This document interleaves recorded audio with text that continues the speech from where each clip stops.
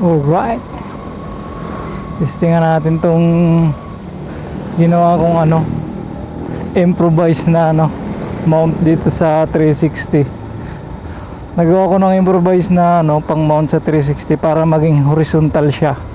Pag nakatayo kasi ang pangit, nakaharang dito sa muka. So yung nakikita kong mahal kasi yung pagbibili ka ng may nabibili naman yung may kasama ng quick release, kaso mahal. Kaya nagawa muna ako nung habang wala pang budget. Yes, nagawa ko nung improvise. Okay naman, sana okay.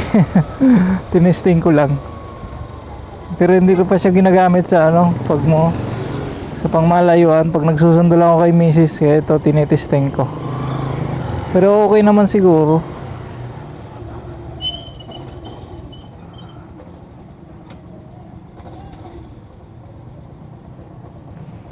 Wala pala akong dalang lisensya. May checkpoint dito sa unahan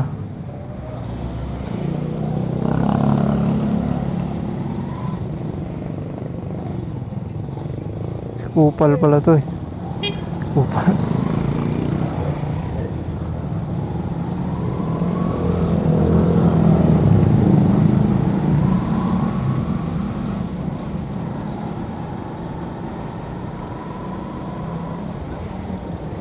Lakas ng ilaw niya pare.